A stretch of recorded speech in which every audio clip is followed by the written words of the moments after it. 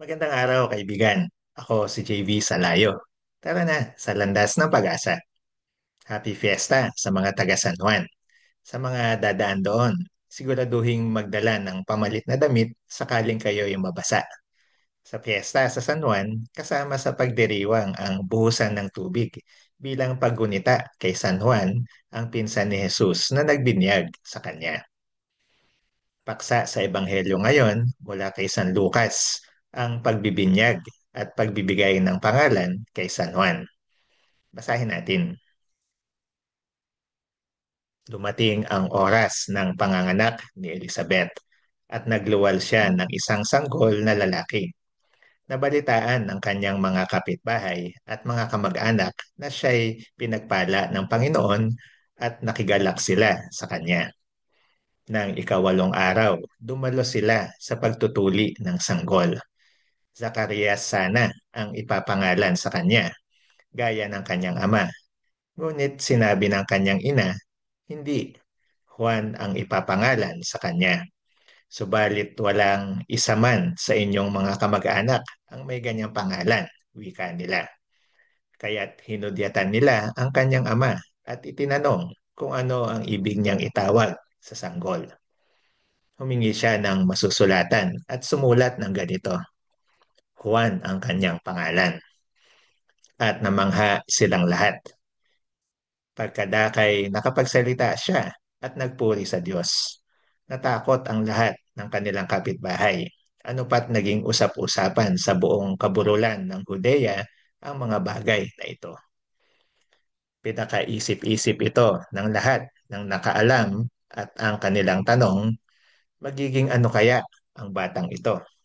Sapagkat maliwanag na sumasa kanya ang Panginoon. Noon hanggang ngayon, gawi ang pagpapangalan ng batang lalaki sa kanyang ama. Ngunit tinutulan ito ni na Elizabeth at Zacarias sa pamamagitan ng pagsulat, Juan ang kanyang pangalan. Alalahaning si Zacarias ang dinalaw ni Anghel Gabriel at sinabihan siya na manganganak ang kanyang asawa kahit siya'y maedad na. Hindi naniwala si Zacarias, kaya't sinabi ng anghel na siya ay mapipipi at makapagsasalita lamang kapag natupad na ang pangakong magkakaroon nga sila ng anak. Si Zacarias hindi naniwala, kinulang sa pananampalataya. Ang anak niyang si Juan, siya namang naging tagapagbinyag at tagapag-aya sa pananampalataya. At sabi sa bandang dulo ng Ebanghelyo, maliwanag na sumasa kanya ang Panginoon. Pagnilaya natin, kumusta ang aking pananampalataya o paniniwala sa Diyos at sa kanyang mga pangako? Ako ba ay parang si Zacarias? Paano bang ako ay mas magiging kagaya ni Juan sa pagiging puspos ng pananampalataya? Sumasa akin din ba ang Panginoon at ang kanyang kapayapaan?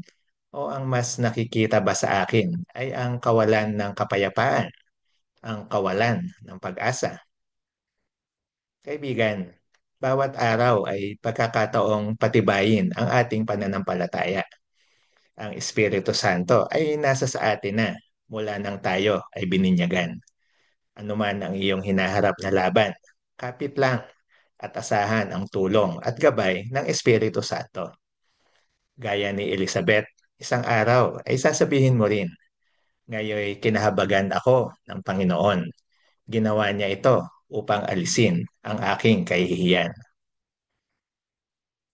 Kung ikaw ay na-bless ng pagninilay na ito, paki-like at share at subscribe na rin. Ayain na ang iyong mga contacts tungo sa landas ng pag-asa.